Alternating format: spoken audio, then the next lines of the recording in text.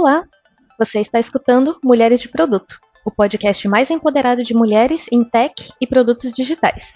Sejam bem-vindas a mais um episódio do nosso podcast. Eu sou a Jéssica e hoje estamos com a Samila neste episódio para falar sobre os desafios enfrentados no uso da inteligência artificial no desenvolvimento de produtos digitais.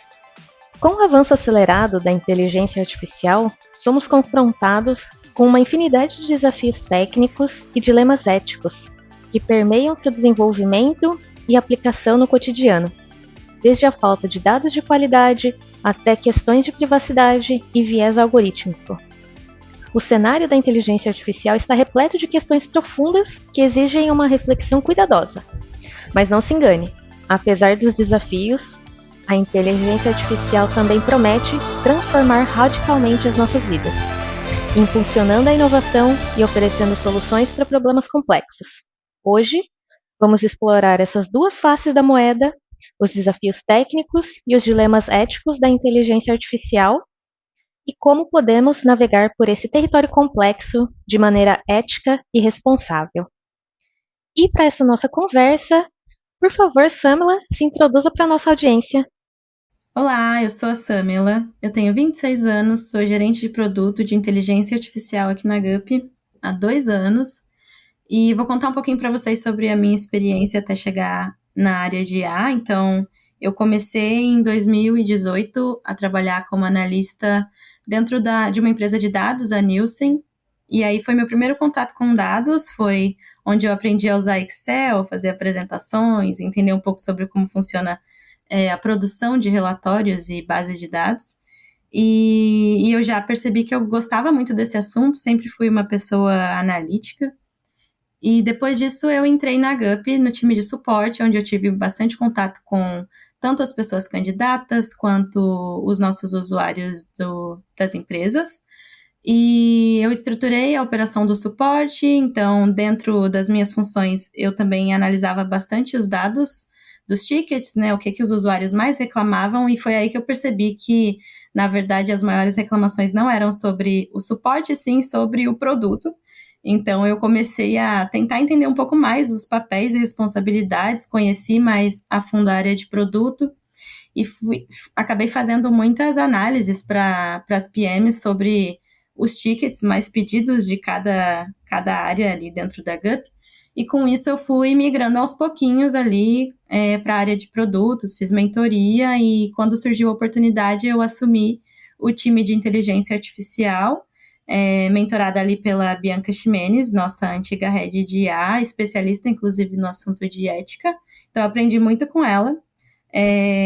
E desde então eu estou trabalhando com produtos de IA, já passei pelo ranqueamento, pela recomendação de candidatos para as empresas. Hoje eu trabalho com um produto que é de visão computacional e outros produtos que utilizam IA generativa. Então, nesses 2 anos eu já pude aprender bastante e vai ser um prazer poder trocar aqui com vocês.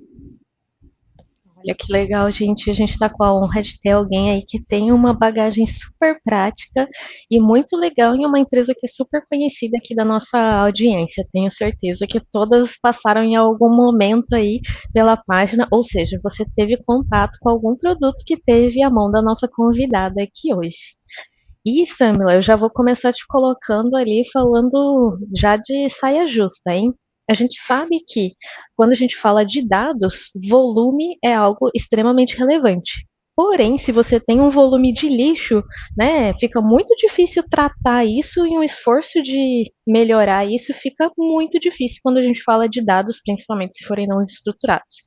Então, para você que já tem uma bagagem aí sobre isso e deve ter enfrentado vários desafios em como selecionar os dados garantindo relevância e confiabilidade ali, principalmente em empresa que trabalha com um volume muito grande, né? Então, muitas vezes o mais difícil é isso, né? Separar o joio do trigo de quais informações você vai utilizar para ter insights relevantes e tratar isso.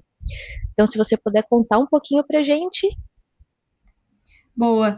Eu acho que, apesar de ter aplicações que são um pouco diferentes de um produto de engenharia tradicional, o processo ele continua bem parecido. Então, o início é entender a dor do usuário. Por que eu estou produzindo um produto para aquele usuário? Então, os dados eles têm que refletir de alguma forma as necessidades dos nossos usuários, né?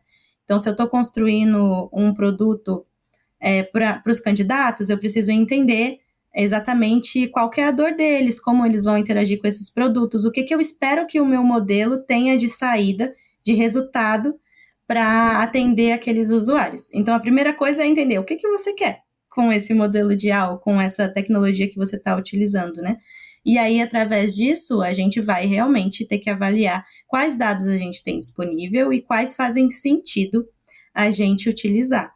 E entra todo um processo que não é muito glamouroso, mas que ocupa boa parte do dia de um cientista de dados, que envolve limpeza, padronização, tirar realmente dados que são inconsistentes.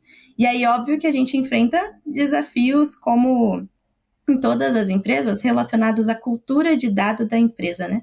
Eu acho que esse é um ponto que eu não ouço tantas pessoas falando assim, mas que é relevante, de que não existe IA sem dados e as empresas têm que ter uma cultura de dados muito forte, de coletar, de saber quais feedbacks dos usuários a gente tem que ter, logs, interações e saber muito bem mapear esse ciclo de vida ali do usuário também em dados, né?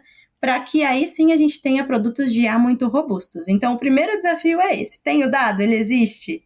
Né? E aí, depois a gente entra em toda essa parte do volume, da limpeza, processamento e tudo mais, que aí também você como PM de IA, vai poder contar muito com seu time de ciência de dados para trabalhar nessa limpeza e nessa qualificação desse dado de fato. Enquanto PM, eu acredito que é essencial dar clareza para o time de qual que é o resultado que você espera do modelo, né? Como que você pretende entregar essa solução para o usuário, qual que é a qualidade esperada, quais são os riscos que a gente assume e quais a gente não quer assumir, quais são os possíveis impactos que aquele produto vai ter para o usuário. Então, isso ajuda, inclusive, a refinar quais dados fazem sentido ou não. E é legal que você trouxe um ponto que veio na sua fala e eu acho que muita gente não se atenta em relação a justamente essa parte não glamurosa de o quanto esforço se gasta para limpar esses dados, taguear eles corretamente e etc, né? Até para quem nunca trabalhou com isso. Aí uma curiosidade minha mesmo, por exemplo, porque eu acho que geralmente a gente se foca muito na modelagem e o que eu quero atingir, né? No objetivo final e esquece um pouco dessa parte, dessa preparação necessária para atingir esse objetivo.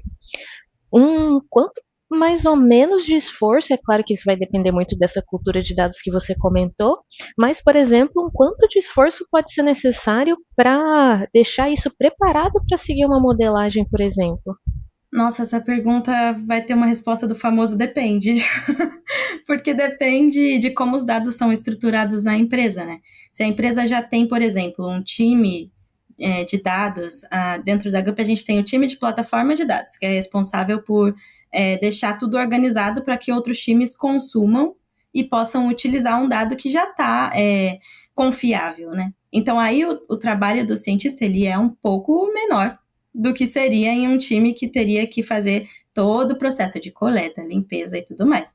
Então, eu acho que a resposta é muito do depende, né? Depende de quão bem estruturado está a parte de dados dentro da empresa onde você trabalha. Legal, Samila. Então você está trazendo bastante novidades, assim, que eu acho que não é conhecida por todo mundo. Você poderia, então, falar um pouquinho de como que é um processo de quando você recebe um produto que você vai agregar valor nesse sentido, usando dados e colocando IA? Qual que é o processo que você passa até chegar nessa entrega do produto? Boa. Acho que o primeiro processo é entender, como eu comentei, o que é esperado do retorno do modelo, né? Então, o que a gente precisa desenvolver enquanto produto de IA? Vou trazer para um exemplo prático o que aconteceu com a gente, que aí eu acho que tangibiliza melhor essas etapas. Então, a gente tinha que construir uma base de habilidades, de skills, para que todos os produtos fossem consumir. E o jeito mais rápido de fazer isso era utilizando IA, porque a gente ia automatizar boa parte do processo. Então, o time tinha que construir um modelo que fosse capaz de identificar, dentro do texto das vagas escritas pelas empresas, o que era uma habilidade, e extrair essas habilidades para criar essa base. Então, para fazer isso, a gente precisava entender, primeiro, enquanto produto, aonde que as empresas escrevem as habilidades? Onde que geralmente a gente vai encontrar esse dado? Então, aí vem uma parte de identificar a fonte mesmo, né? Então, no nosso caso, era dentro de 2 campos, requisitos e responsabilidades. Era ali que as empresas escreviam as principais habilidades que elas queriam ver de um candidato na vaga. Então, a partir disso, o time foi entender aonde esse dado estava disponível. O dado, como eu comentei, a gente tem um time, né, de dados. Esses dados já eram salvos há anos, então a gente tinha muitos anos de dados disponíveis, e a gente passou por um processo de entender quais vagas faziam sentido a gente extrair. Então, para garantir a qualidade, a gente pensou em quais vagas estavam qualificadas para serem utilizadas pelo nosso extrator. E aí, então, a gente entendeu minimamente o que era uma vaga bem escrita, para entender quantas vagas a gente conseguiria extrair. E aí, na época, a gente conseguiu extrair de 800 mil vagas. Era um volume bem considerável, mas eram vagas que a gente entendia que abrangiam vários cenários e, ao mesmo tempo, tinham uma qualidade mínima necessária. E aí, então, o time utilizou esses dados que já estavam disponíveis para treinar esse modelo e fazer a rotulagem de uma amostra para falar, então, olha aqui, isso aqui é uma habilidade, isso aqui é uma soft skill, isso aqui é uma hard skill, isso aqui é um requisito da vaga. Eles fizeram essa rotulagem dos dados, e a partir desse treinamento do modelo, então, a gente conseguiu criar um extrator de skills, de habilidades, que passou nessas 800 mil vagas para construir a nossa base de skills. Então, o processo assim, de forma bem resumida, é esse. Vai desde a parte lá de produto, de entender aonde, como, por quê, até a parte de fato em que o cientista pega o dado, ele vai limpar, ele vai qualificar, ele vai classificar, rotular, tudo mais, para conseguir tratar e incluir esses dados no treinamento de fato do modelo. Depois tem toda a parte de testar, até, no nosso caso, a gente fez até uma curadoria humana mesmo, onde um time foi lá e reclassificou, entendeu se aquilo fazia sentido, construiu uma metodologia para conseguir, de fato, gerar um produto que fosse útil para os nossos usuários. Caramba, que legal. Então agora acho que mais claro que isso é só cristal mesmo, né? Porque ficou bem exemplificado, etapa a etapa, como que funciona, né? E o passo a passo para seguir ali em uma modelagem e trabalhar ali com um produto que a gente vai agregar uma inteligência. E aí, entrando aqui em um ponto mais de metodologia e em qual utilizar, né? Dentro dessa modelagem, na parte de inteligência artificial, né? Tem algumas questões mais sensíveis relacionadas principalmente o que você vai considerar nesse dado. E ainda mais cuidado a gente precisa ter quando a gente fala de dados sensíveis, né? Tanto por alguns ramos específicos, né? Vão ter mais essa característica, talvez, por exemplo, seguradoras, empresas da área de saúde, mas também, claro, alguns dados que são comuns a todo mundo, todas as empresas, como dados pessoais, né? Identificação de gênero, raça e etc, né? Existe alguma diferenciação que vocês fazem, ou se é que não, né? Qual é o motivo de não haver quando você trabalha com diferentes tipos de dados, e principalmente quando a gente fala relacionado a dados sensíveis, tanto para conseguir fazer essa validação, se está adequada, quanto na forma de tratamento desses dados, ou algum cuidado um pouco maior ou diferente na modelagem? Sim, eu acredito que depende de alguns fatores, por exemplo, a LGPD, né, a Lei Geral de Proteção de Dados. Então, ela restringe alguns usos, você tem que tomar alguns cuidados para respeitar a LGPD, até pensando em riscos jurídicos mesmo, de receber uma multa milionária, caso você não siga as regras certinho. Então, nesse sentido, é importante você entender como o seu negócio, ele entra dentro da LGPD, então tem casos que são mais sensíveis, casos de dados pessoais, casos que podem gerar vieses, então você precisa fazer uma anonimização desses dados, né? Você não pode deixar que o modelo entenda que aquele dado é da Jéssica, aquele dado é da Samela. Você precisa tornar o dado anônimo. Então, é por isso que, por exemplo, dentro da GUP, a gente não usa dados pessoais. Os nossos modelos, eles não sabem que o dado é seu, ele não sabe de qual é a idade da pessoa, qual é o gênero, qual é a raça, ele não sabe nenhuma informação de nível pessoal ou de diversidade. Então, é importante ter essa anonimização, porque, querendo ou não, os modelos de IA, eles aprendem com o comportamento humano, a gente sabe que as pessoas são enviesadas, então, se você não toma esse cuidado, você pode gerar um modelo que tem viés, que reproduz os vieses que ele aprendeu com o ser humano. Então, nesse sentido, é sim importante para respeitar a LGPD e para também seguir princípios éticos de aplicações de IA, que a gente não utilize dados pessoais. Isso é bem relevante. Então, nesse sentido, há esse processo de anonimizar o dado. Também tem outros processos, por exemplo, a IA é muito inteligente, então se ela conseguir fazer correlações, você não precisa falar que você é uma mulher e outra pessoa é um homem, ela vai conseguir identificar que existe alguma diferença ali. Por exemplo, a palavra engenheiro e engenheira. Se a IA entender, por exemplo, no nosso contexto da vaga, né, que mais engenheiros são contratados, ela vai entender que então engenheiro é melhor que engenheira. Por isso que, nesse sentido, além de anonimizar essas informações pessoais, a gente também precisa usar só o radical da palavra. É outra medida que é possível você tomar para que a IA consiga aprender só o que ela precisa de fato. Então, você usa engenhem e acabou por ali, você não vai colocar o A no final, então ela não vai saber que aquela pessoa é diferente da outra por conta do gênero, né? E aí ela não considera essa informação no modelo. Além desse cuidado todo do como você cria o modelo, de fato, já pensando em prevenir possíveis vieses e que grupos de diversidade sejam prejudicados, você também precisa pensar em monitorar possíveis vieses desde o treinamento. Então, criar métricas que realmente te mostrem se o modelo está performando melhor para determinados grupos que para outros, se está prejudicando algum grupo de diversidade que você monitora. E isso facilita também, já que antes de ir para a produção, você evite esse tipo de criação de vieses. Isso é bem importante. Uma vez que o modelo está em produção, aí você tem que monitorar ainda mais constantemente, porque sempre tem a diferença, né, do que o modelo foi treinado para fazer e do que ele está fazendo ali na prática. Então, é importante monitorar também como que ele está se comportando de fato com os usuários. E aí são nessas métricas também que você vai conseguir acompanhar. Nossa, perfeito, eu adorei essa explicação, abrangeu boa parte aqui das dúvidas, acho que da maioria.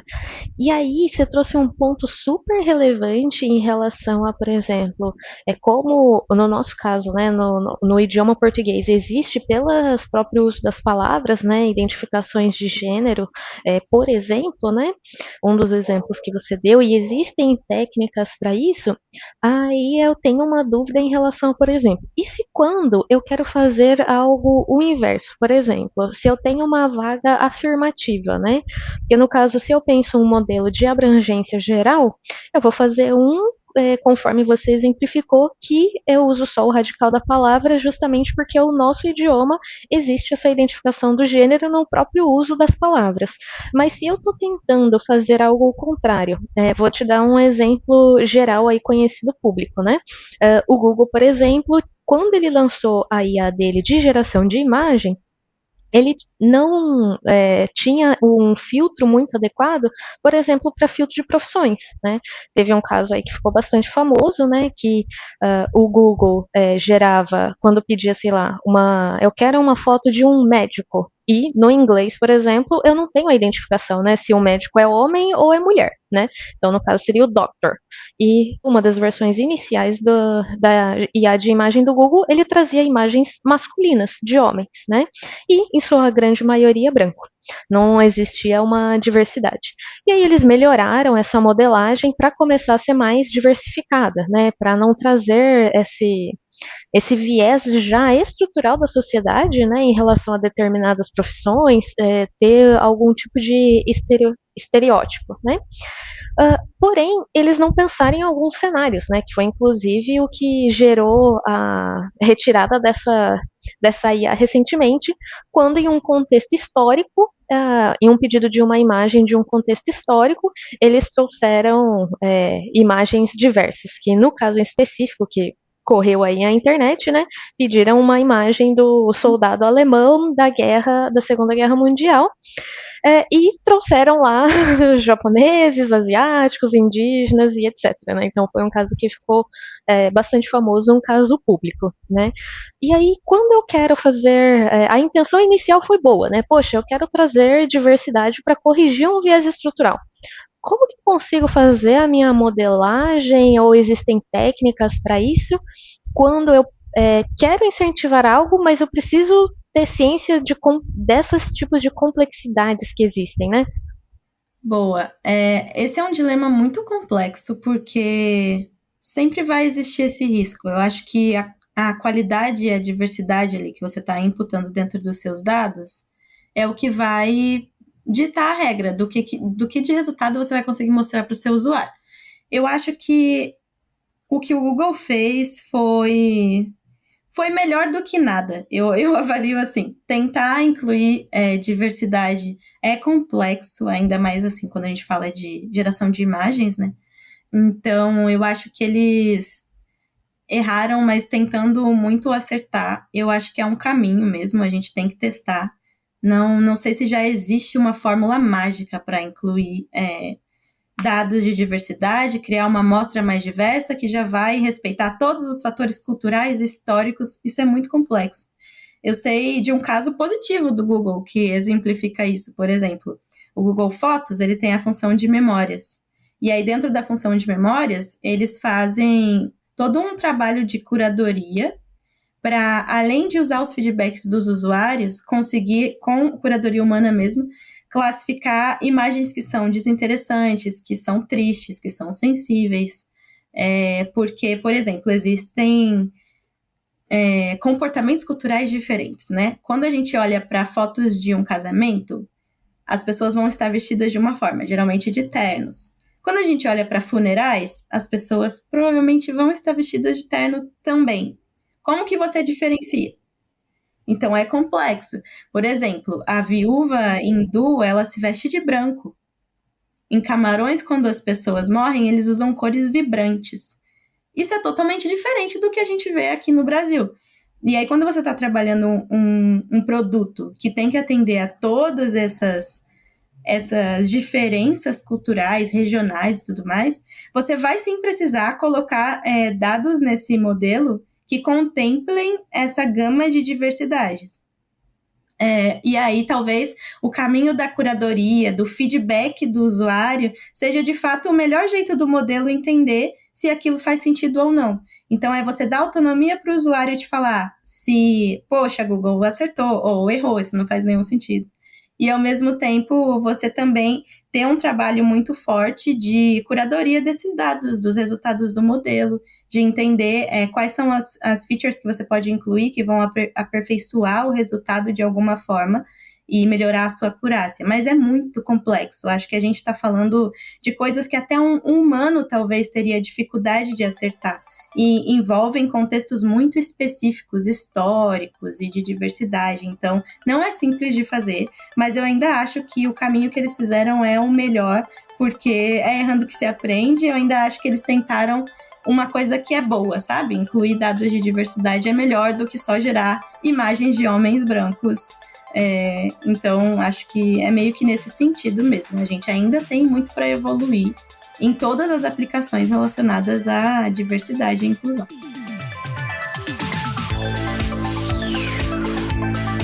Agora é o momento jabá. Para entrar em contato com a gente, é só mandar um DM no Instagram, mas se você prefere o e-mail, mande para podcast@mulheresdeproduto.com. Você pode nos apoiar de diversas formas, seguindo a gente no seu agregador de podcast favorito, ouvindo pela sua plataforma favorita, deixando seu like, que é bem-vindo, e também entrando para o Clube MDP. A partir de R$25, você tem benefícios como passe livre no MDP Curtas. Vem pro clube!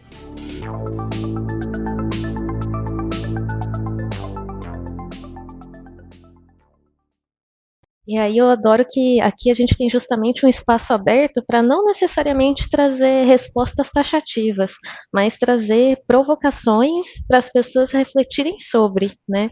Porque justamente como uma mudança tão rápida, né, e acelerada, a gente está falando de problemas complexos. Se hoje em dia, há milhares de anos que a gente vem tentando evoluir e melhorar cada coisa a cada dia, né? Imagina tentar condensar isso num pacotinho e falar, não, tá aqui a resposta, né? Quem dera fosse simples assim, né? E nessa pegada ainda de discutir responsabilidades, e eu gostei que você também trouxe uma questão de também compartilhar isso com o usuário, que eu acho que é uma posição super interessante, né? Pensando aqui também ainda em alguns exemplos de mercado, algumas coisas que, quando se fala de inteligência artificial, até onde uma máquina vai tomar a decisão pelo humano, acho que é algo que ainda vai demandar muita discussão, muito teste em vários produtos, né? Hoje, por exemplo, uma das marcas mais conhecidas sobre esse tópico, que é a Tesla, que tem um carro que dirige sozinho, né? Não que essa tecnologia fosse exclusiva, mas foi a marca que ficou mais conhecida sobre, né? Mas falando até, pensando em regulações sobre isso, que certamente em algum momento vai ser necessário, né? Até onde a gente, como sociedade, está disposta a aceitar o risco da máquina, né? Porque, sei lá, se alguém tivesse feito o que o erro do Google fez, e aí eu achei legal que você trouxe ponto assim, vamos errar, né? Pode acontecer isso e a gente precisa estar preparado sobre. Agora, por exemplo, no trânsito hoje, a gente tem uma taxa de acidente em torno de 3,3% nível Brasil. Se a inteligência artificial com carros automáticos reduzirem isso a 1%, para quem ficaria a responsabilidade desse 1%? Seria compartilhada com o usuário? Seria a responsabilidade da empresa que errou na modelagem da inteligência artificial e não conseguiu prever os cenários?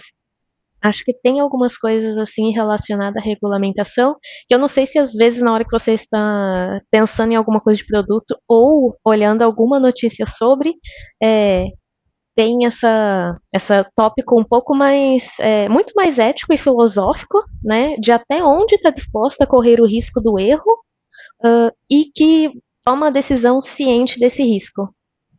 Sim, eu acho que o risco do erro é um assunto que precisa ser muito falado quando a gente fala de IA, né? E vai de aplicações pequenas a grandes como essa do carro que dirige por você, né? Que aí é um risco de vida associado. Mas tem muitos outros riscos menores associados a aplicações de IA. Então, eu acho que é importante a gente entender, a gente conseguir de alguma forma classificar esses riscos em níveis. Então, quando envolve a vida de uma pessoa, realmente é muito mais crítico. Você dá 100% de autonomia para uma IA fazer tudo ali, né? Todo aquele processo sozinho. Então, eu acho que a gente tem que tentar evoluir em partes. Da IA, talvez, uma coisa que está surgindo muito agora forte são os conceitos de copiloto, né? Copilot. Então, a IA te apoiar ao longo da sua jornada nos produtos e assumir algumas responsabilidades para te apoiar. Mas você ainda tem autonomia de decidir. Você ainda é capaz de falar se aquilo faz sentido para você ou não, se está certo ou se está errado. Então, é importante dar autonomia para o usuário nesse processo, mas eu acredito que, eventualmente, a gente vai sim encontrar algumas soluções um pouco mais nesse sentido, né, mais arriscadas, que talvez envolvam, por exemplo, um carro dirigir sozinho. Não sei se vai ser do dia para a noite, nem se vai ser num passo assim tão abrupto de agora dirige. Eu acho que a gente ainda tem que avançar muito na regulamentação. Não pode ser de qualquer jeito, qualquer um faz e aplica a IA dessa forma e acabou. Um caso muito clássico é da identificação de diagnósticos de câncer em pacientes, né? Olhando os exames, resultados de exame. Então, a IA avalia seu exame e ela te fala se você tem um diagnóstico ou não. Nesse sentido, imagina se você tem o câncer e a IA não identificou. Isso pode atrasar o seu tratamento e, de alguma forma, até prejudicar a chance que você tinha de se recuperar da doença. Então, nesse sentido, deixar uma IA fazer isso sozinha é muito arriscado. Mas será que isso associado a um médico ali junto te dando um diagnóstico, pedindo mais exames, enfim, já não faz sentido, porque talvez ela seja capaz de, em alguns casos, identificar algo que o olho humano não identificaria. Então, eu acho que a gente acaba sempre avaliando a IA muito no 8 ou 80, sabe? Em soluções muito radicais também, que acabam trazendo esses dilemas quase que filosóficos mesmo, do deveria ou não, vai causar esse alvoroço todo ou não, enfim. Então, eu acho que a gente pode pensar na IA sempre como um apoio do ser humano e a gente não deveria excluir a necessidade de dar autonomia para as pessoas também influenciarem os resultados da IA. Agora, sobre de quem seria a responsabilidade, aí é muito complexo, porque a gente nem tem uma regulamentação ainda hoje, valendo mesmo, vigente, que fale se a empresa deveria ser responsabilizada 100% ou não. O que eu posso te dizer é que se a gente fosse fazer uma analogia, assim, de um caso específico, a gente sabe que o ser humano, ele causa acidentes. Como você falou, a taxa já é 3%. Então, não sei o quanto absurdo seria uma IA que tem uma taxa de 1%. A acurácia, nesses casos, vai ter que ser altíssima, e aí a gente tem que evoluir a tecnologia o suficiente para chegar nessa acurácia. E, além disso, a gente tem que pensar também que tem um ponto do usuário assumindo o risco ao usar um produto desse tipo, ele tem que estar de acordo com tudo que está sendo solicitado para ele tem que seguir as regras de segurança impostas ali. Então, sim, às vezes os usuários não usam bem soluções de IA e eles têm meio que uma meia-culpa ali do resultado que ela gerou. Então, pode ser um caso desse tipo, pode ser sim um caso da empresa que errou na modelagem e trouxe um resultado super insatisfatório. Pode ser um caso da regulamentação que não definiu regras bem claras do que a empresa precisa seguir e abriu ali essa brecha, né, para determinados erros acontecerem. Então, eu não vejo que é um único culpado. Eu acho que vai variar de caso a caso.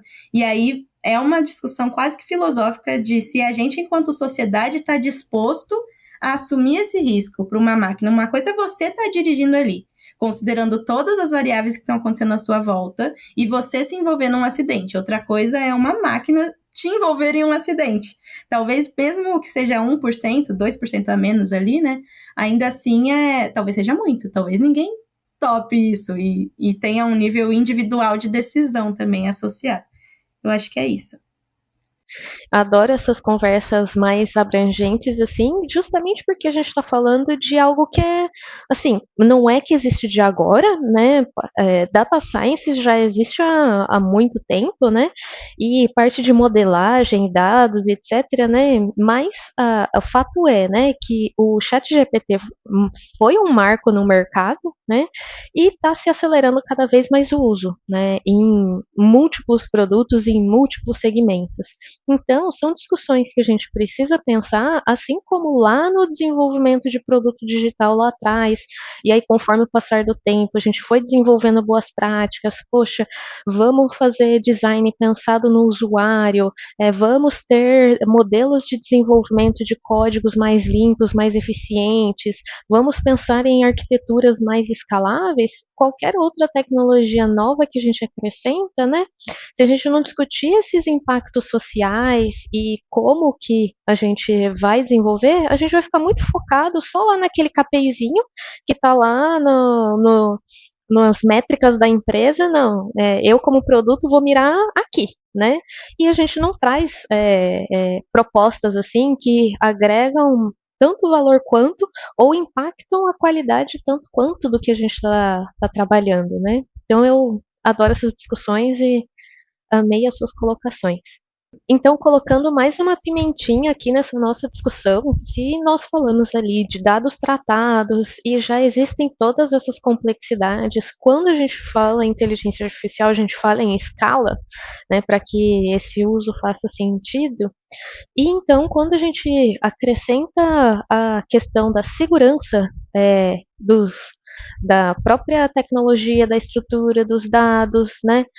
Como desenvolver sistemas que tenham alguma detecção de instruções especificamente, ou contra invasões, ou modelos de criptografia e etc. Como que a parte de segurança mesmo da plataforma é impactada, seja mais sensibilizada ou não, quando a gente trabalha com um modelo de inteligência artificial? Eu acredito que, assim como qualquer outra solução de tecnologia, a gente tem que pensar em como a gente vai prevenir invasões. E quando a gente olha para a IA, tem um outro ponto também, que é observar possíveis comportamentos indesejados do usuário, que podem acabar de alguma forma impactando o seu modelo. Então, se ele dá um feedback que ele não foi sincero no feedback, ou ele falou uma coisa nada a ver, então por exemplo, do Google mesmo, que a gente estava comentando, né? Do Google Fotos, ele te mostra. Essa pessoa é essa daqui. Ele tá te pedindo uma confirmação para falar se o modelo está acertando ou não. Você pode simplesmente mandar um feedback que não é verdadeiro. Você pode falar, não é essa pessoa, não.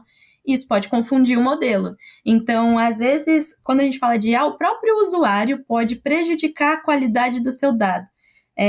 Você tem que ter medidas também pensando em como garantir que esse dado realmente vai ser bom, não só de alguém invadir e expor os seus dados, como a gente vê casos que já aconteceram no mercado, que são críticos, né, de expor dados dos usuários, mas também em questões de garantir que o seu usuário não está sujando a sua base. Então, isso também é bem importante, que ele não está retroalimentando o modelo com comportamento que não é o desejado.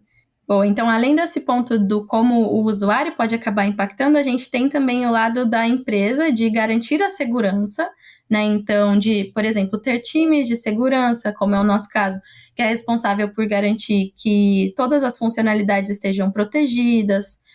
O nosso time de jurídico também apoia na questão da privacidade dos dados, e aí nesse sentido de educar, conscientizar os times também a garantir funcionalidades que respeitem todos esses critérios. E então a gente tem esses dois lados, do time de IA olhar também para os dados, se os nossos dados estão com qualidade, se a gente não está retroalimentando o modelo com algo que não faça sentido, e de, ao mesmo tempo, a gente, enquanto empresa, garantir que os dados e os nossos usuários estão seguros ao usar a plataforma. Legal, a gente falou bastante sobre a parte de como tratar esses dados, segurança, que eu acho que são tópicos super interessantes. E aí, trazendo um caso que também recentemente teve uma situação que ficou muito público na mídia, era um uso de inteligência artificial que foi super divulgado na época que foi lançado pela Amazon, que era o Just Walk Out, né?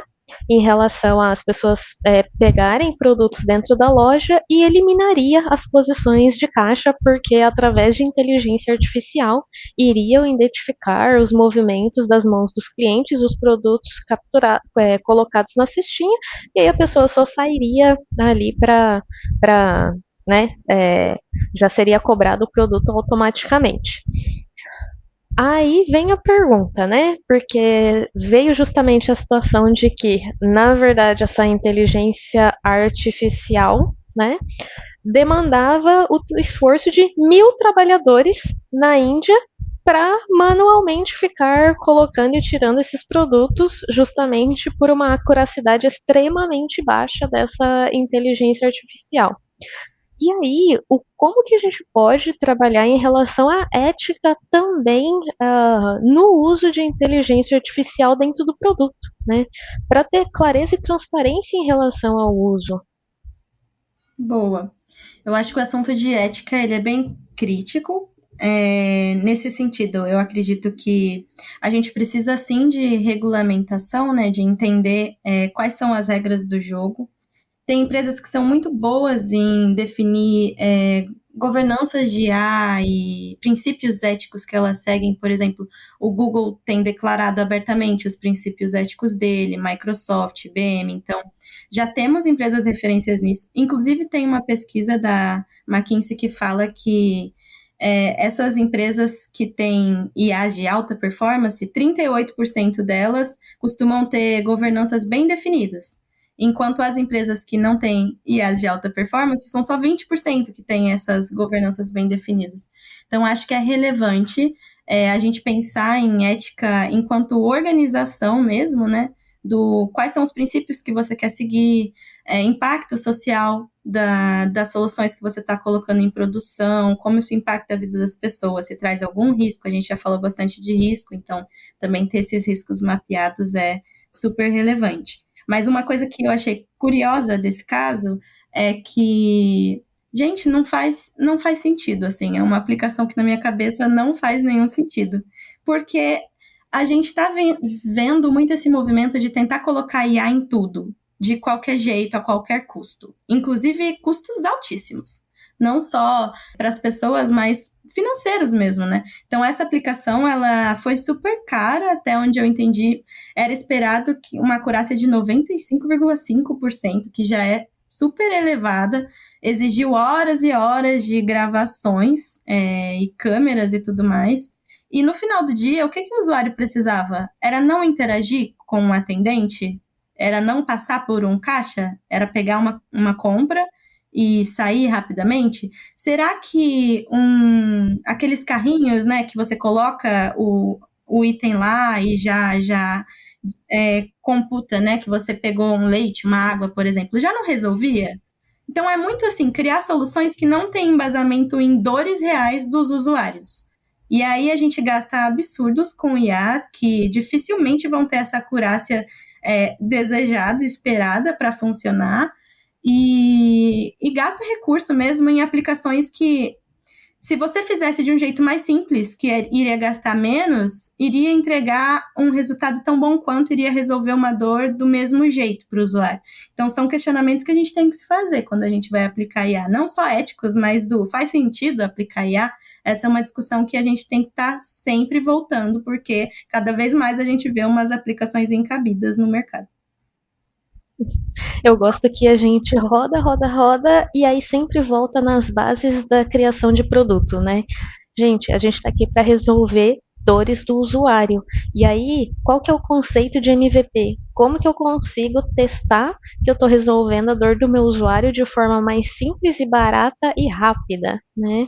Antes de evoluir para tentar criar um foguete, né? E às vezes a gente está tão envolvido ali nas métricas da empresa do dia a dia e é tão atrativo algumas ideias que a gente se perde no caminho e esquece das bases do desenvolvimento de produto, né? E aí sempre vem algum case ali para jogar na nossa cara e não esquecer a humildade de voltar sempre para o básico bem feito. Exatamente.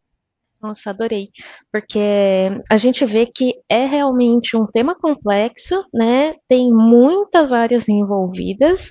Claro que já a área de produtos sempre teve uma característica específica de tratar com muitos stakeholders ao mesmo tempo, né?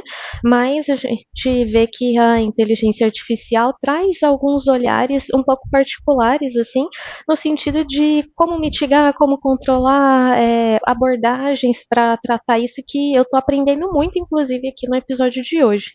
Inclusive, até como preparação para esse episódio, né, eu estava lendo algumas pesquisas e uma delas era da Multiverse, que falava que foi feita com líderes de várias empresas em diversos segmentos de mercado, e quase 2/3 dos líderes empresariais acreditavam que a IA irá estimular a criação de novos empregos, porém, isso irá demandar novas habilidades.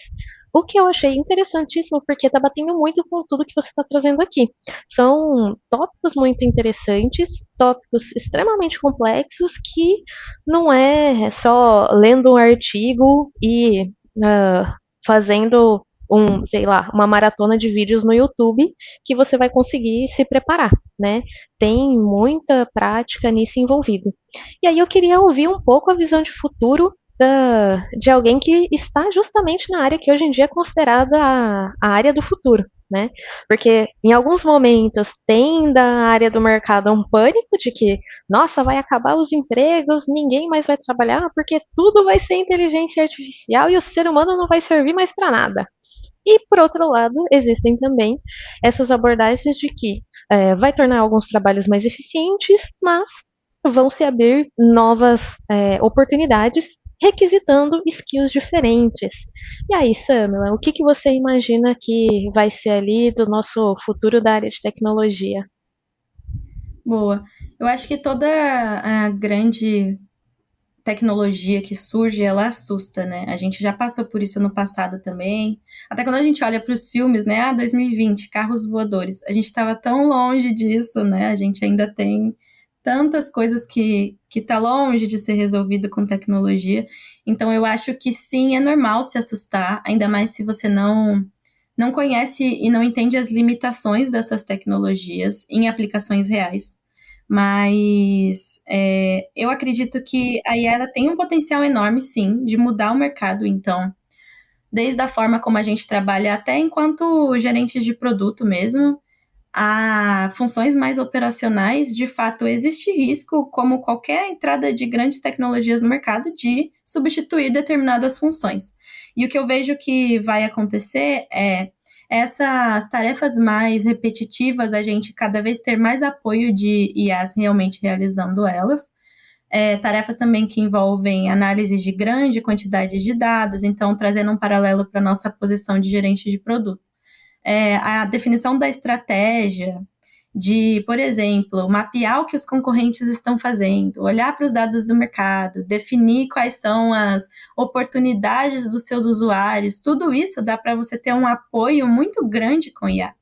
Então, você vai ter que, enquanto PM, ser capaz de utilizar essas ferramentas, saber quais dados você precisa para ter o apoio dessas ferramentas e conseguir agilizar decisões e tomar decisões mais assertivas e ser mais produtiva. Então, eu acho que a pegada do produtividade vai continuar sendo muito grande, da gente ser cobrado de ser muito produtivo, ainda mais com soluções de IA que podem apoiar e agilizar muito várias tarefas do nosso dia a dia. Então, eu acredito que mais para imediato vão ser essas coisas nesse sentido de automações, apoios, como eu comentei sobre copilotos. Então, aí a cada dia mais realizando tarefas que te ajudem a ser mais produtivo. Não dá para eu te falar que as pessoas que não vai gerar demissões no futuro. Acho que a IA está avançando muito rápido, mas a gente ainda tem muitas limitações, muitas mesmo. Então, não é uma coisa que vai acontecer, eu imagino, né, do dia para a noite. E quem conseguir se adaptar a utilizar cada vez mais IA para conseguir entregar mais, entregar melhor, vai ter destaque. Então, as habilidades que eu imagino são de saber utilizar ferramentas de IA, de entender como funciona e de entender como tirar vantagem para se tornar uma profissional melhor, mais rápida, mais produtiva, que entrega valor, que toma decisão assertiva. Eu acredito que vai ser muito nesse sentido. Boa. E tem alguma coisa que eu esqueci de abordar que você acha interessante compartilhar aqui com a nossa audiência? Eu acho que em algum momento você falou das dificuldades de escalar produtos de IA. Eu acho que vale só reforçar que é sempre bom a gente pensar nos princípios éticos e também em transparência e integridade mesmo, né? Então, quanto de transparência a gente dá nos nossos produtos que usam IA? Se os usuários eles estão cientes de como a gente está utilizando os dados, do que eles estão aceitando, né, nos termos de aceite. Então, vocês também, enquanto usuárias, leiam mais as coisas, acho que é uma dica geral, assim. E enquanto pessoas de produto, é importante a gente considerar como que a gente constrói confiança do nosso usuário através da transparência. Então, fica claro para o usuário o benefício que a gente está gerando com essa aplicação de IA? É fácil, é rápido dele ver? Tem como a gente trazer explicabilidade? Quando eu penso em escala, eu também penso muito em explicabilidade, né? Em conseguir dar transparência para o usuário de quais são as ações que ele faz, que ajudam o modelo a entender as preferências dele, de também mostrar para ele o que o modelo considerou, mesmo que de forma parcial, para tomar uma determinada decisão, ter um determinado resultado. Também é sempre bom a gente reforçar pensem na autonomia que vocês precisam dar para o usuário, de feedbacks que eles precisam ter e te dar para você evoluir os modelos, e de decisões que talvez, se você tomar automaticamente com IA, vão infringir princípios éticos que você não quer passar por essa divisa. Então, entenda muito bem o risco associado a uma decisão 100% com IA e, se possível, se for um risco alto, deixe o usuário decidir. A IA servindo como apoio e o usuário toma a decisão. Isso é muito importante. Então, acho que é isso. Acho que são as minhas recomendações de forma geral. Muito obrigada pelas suas contribuições. Olha só, gente, é alguém que está na área que está aí falando para vocês. Então, por último, infelizmente eu gostaria de estender muito mais esse bate-papo, mas estamos chegando aqui quase ao final do nosso episódio. E o que você pode, então, compartilhar de dicas para nossa audiência, quem tem interesse em saber mais sobre o assunto, gostaria de se aprofundar e justamente aí quer ir atrás dessas habilidades que serão demandadas? Boa. Gente, o Google disponibiliza muitos conteúdos, inclusive tem um guide do Google que se chama People Plus AI Guidebook. Lá fala bastante coisa sobre... É um guia mesmo de aplicação de IA, de pensar em soluções de IA do ponto de vista do usuário, explicabilidade, transparência, ética. Então, é bem legal para quem quiser saber um pouco mais sobre esse assunto. A gente tem cursos hoje específicos para quem quer ser PM de IA, então tem um que eu gosto bastante que se chama PM no campo de IA e Data Science. É um curso da Udemy, ele é bem rapidinho, mas te dá um contexto super abrangente ali das diferenças principais de ser uma PM de IA, de ser uma PM de outros produtos de tecnologia. Então, é legal para quem quer conhecer e não tem conhecimento, ainda não tem um conhecimento básico. E tem livros, né? Tem o Atlas of AI, então o Atlas de IA, que também é um livro super recomendado na área para aprender um pouco de tudo sobre IA. E IA que funciona para pessoas. AI that works for people. É bem legal também, tem tópicos super abrangentes sobre desenvolvimento de produtos com IA. Então, essas são minhas recomendações. Sigam pessoas também que entendem de verdade do assunto. Eu acho que tem muita gente falando de muita coisa de IA recentemente, mas é importante vocês conseguirem identificar as pessoas que são referências. Então, eu, inclusive, como já comentei, recomendo que vocês sigam a Bianca Ximenes no LinkedIn. Ela faz posts bem interessantes sobre o assunto. Ela é doutorada em ética em IA, então, para quem gosta dessas discussões filosóficas, também faz sentido acompanhar essas pessoas que estudaram muito sobre o assunto. Acho que é um filtro importante de se fazer assim. Maravilhoso! Todas essas indicações estarão aqui no final do nosso episódio e você também vai poder pegar os links nas nossas redes sociais. Queremos então agradecer aqui a nossa convidada pela conversa deliciosa de hoje e a nossa discussão continua em nossa comunidade através do Slack, no WhatsApp e nas redes sociais dos Mulheres de Produto. Curta esse episódio no Spotify, compartilhe com quem quer aprender mais sobre o uso da IA e muito obrigada por estar com a gente. Até o próximo episódio!